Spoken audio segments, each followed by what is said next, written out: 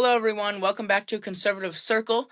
I'm your host, Jeffrey Edenfield, and today, of course, joined with my co-host, Eli Duggar. Alright, so Charlie's death on September 10th, 2025 sparked a lot of conspiracies, and we're going to just, cover a few of them.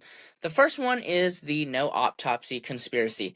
So Eli, what do you have to say about the no autopsy conspiracy? So, first of all, I wanted to preface with something about Charlie Kirk's death is that it was very emotionally attaching, and I feel like this was like the perfect position for people who kind of disagree with his views. I feel like Yeah. some people want to hop on and take advantage of that, and this was one of these conspiracies, saying that he did not have an autopsy. But at the end of the day, it was clear as day what happened. We all saw it, the event that he was at, hundreds of possibly even thousands and more people were there, saw it, running for their lives after witnessing it. It was tragic, and, pretty much everybody directly saw what happened. And so, I feel like this was extremely unnecessary to add in. There was no need to throw this in. This was honestly just creating more trouble to even suggest this no autopsy conspiracy, saying, we should have had that. But even with confirmation and proof, we can be sure that tragically he did pass not long after the just his shooting. It was clear as day. There's nothing more to it, I feel like, and I feel like it's messed up in my opinion. Yeah, well, I think that, of course, once he was shot, I feel that, I think that he was already with the Lord. Erica Kirk has, said that. Um, but anyways, let's go into this. So, yeah, Charlie Kirk's head of security, debunks the whole conspiracy about the no autopsy, saying he spoke with one of the doctors. So, I mean, I think therefore there's, some proof. But, of course, people are going to believe what they want to believe, and that's just that.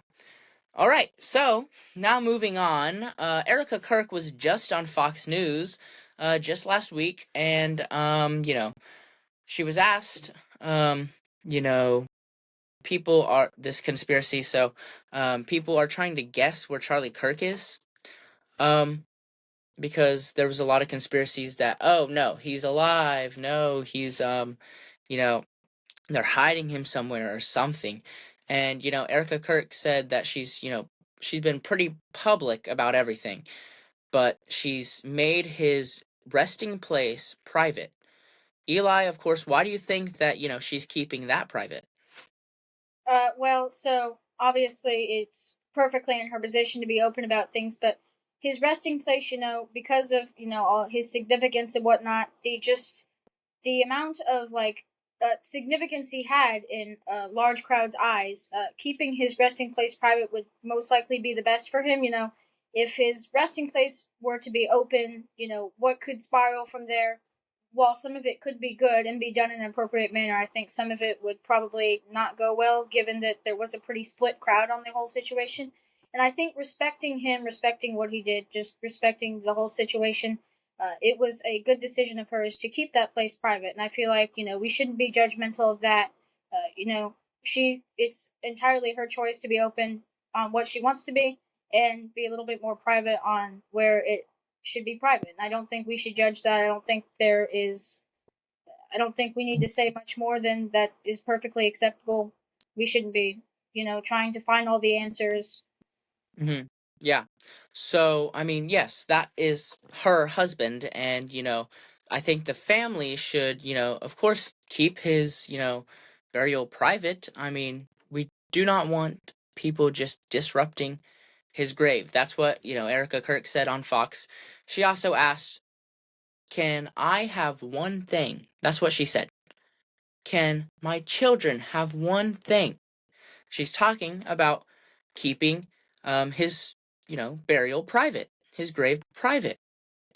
But she also did say that Turning Point USA will be building a beautiful memorial for Charlie, and it will be a museum style. So, what are your thoughts on that? I think that's a great idea. That's a appropriate way to commemorate him, commemorate what he did. It's a great place. Now obviously there is the question of whether this with our split crowd. There is the question of whether people will kind of be disruptive and dislike the idea. But on the other hand, I think that's a great way without like directly opening up his burial place. I think it's a great way to commemorate and respect him for all he did. Great person, and obviously with Erica considering him as a part of their family. At the end of the day, it all comes back to their family, not just him and how he reached out, but how the impact was on their family and how the impact was on the people that really cared about him. So I think like a museum style memorial type thing for him would be a great idea. Yeah. So just yesterday, Erica Kirk and Candace Owens met for the first time since the Charlie Kirk was assassinated. So then I'm just gonna read you something that Candace Owens posted on her X. All right, Erica and I had an extremely productive 4.5 hour meeting that I think we both feel should have taken place a lot earlier than it did. We agreed much more than I anticipated. Of course, we also disagreed on various points. Most importantly, we were able to share intel and clarify intent. I will of course have a full rundown for you all tomorrow as I am currently exhausted. All right. So that was Candace Owens tweet on X. What do you think about that? Uh, honestly, in a way, in a sense that what she's saying kind of surprised me. It sounds like they Candace Owens and Erica Kirk had some time to talk things out. I'm sure there was a lot of pre-existing tension going on with like conspiracies and whatnot, and stirring up that kind of thing. And obviously now this is coming from we don't have both sides of the story. This just recently fresh happened. We haven't directly seen things. There could be a lot behind the scenes that we currently don't know. But this could also, truthfully, be a good situation where they've talked things out and things are a little bit better. And hopefully, all the conspiracy things that have been stirred up will start to kind of dry up and we can, commemorate his death in a good way without leaving these questions, in a way that it just, it feels like we're regarding the whole situation without respect to just the impact of the situation. Yeah. So, Candace, let's get to the point. Candace Owens making up conspiracies.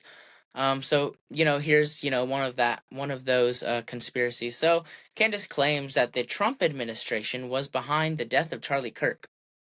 Why do you think she would say that about President Trump? I mean, President Trump and um, Charlie Kirk were very close. Why do you think that she would just put? Now I know that she, of course, has been mourning the loss of her friend, but why would she ever go after the Trump administration? Why do you think that at all? Well, and obviously this is a very like immediately this is a controversial statement to be making. The Trump administration, granted, they were Charlie Kirk and Trump were very close, yes, and it was clear as day on. And I think maybe stirring up a controversy like that would almost like uh, turn people, like against or cause more drama in general, right? With the whole situation being in its controversial nature, getting Trump involved would, probably cause a lot more problems for people to point their fingers now at him, right? And considering that on the conservative side, a lot of people were probably also Trump supporters. So for Candace Owens to almost like turn or try to turn people against Trump like that on that position would cause a lot of problems. And I think that this was an attempt again to seek stir up things because just moving on with this or like things being all like in respect to Charlie Kirk without any sort of problem like that. I think people like her couldn't just see that. It was a rough time as is. It was like this whole situation was an opportunity to kind of you know be out there and politics. You think it was just yeah? You think it was just a political thing? I mean, yeah, politics. There could have been some sort of motive, but politics will be politics, and people do tend to speak out. And when something big occurs in the political world, there tends to be a lot of strong opinions or a lot of opportunity to hop on and say things. So I think politics will be politics in this scenario. Yeah, I mean, I just, want to understand why, she would, of course, say something like that. Now, of course, you said, yeah, it's a political thing. But, like, make a lie and, accuse someone of someone's death, taking their life, and especially because Trump and Charlie Kirk were very close. Yeah, they had some disagreements. Like, I mean, I condemn, Trump saying what he said about, recently the death of, that actor. Sorry, I'm forgetting his name. I think it was Rob Reiner. But I mean, I condemn that because he just said some things. You have to read it. Go on X. You can see what Donald Trump says. But he does have a mouth sometimes. I have to say, and a lot of these people do. Um, After whenever Candace Owens started like making up these conspiracies, I kind I didn't stop following her, but I stopped listening a little bit to her, if that makes sense to you. Yeah. So yeah. All right. We're not gonna dive really deep into all the conspiracies, but okay. Candace calls Trump a chronic disappointment, and she feels embarrassed that she told people to vote for him. So okay, this is so. Do you want Kamala in office? Because those were our two choices: Trump versus Kamala. If we had Kamala in here, I think it would be a total disaster. So yeah. All right, Eli, your thoughts? Yeah. On the election for Candace Owens saying to vote for Trump, I mean, it seems like that was obviously the right decision. Kamala Harris was our other main candidate, and Kamala Harris was previously Biden's VP, right? And she sort of had a job of like border control and certain things, and she was pretty much supposed to carry that on, but she really lacked in the job that she was assigned previously. She really wasn't able to hold things together, and she just didn't seem like she had the experience. And that led me and a lot of others to the conclusion she really wasn't fit to be our president.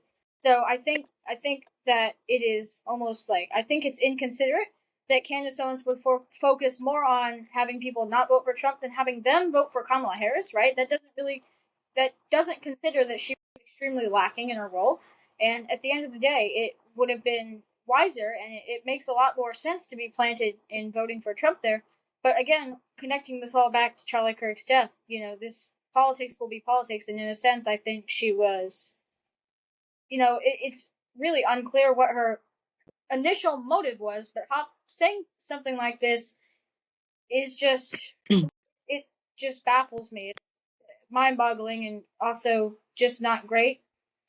But politics, things can go very wrong very fast or in a completely opposite directions. Things obviously Mhm. turn really fast around.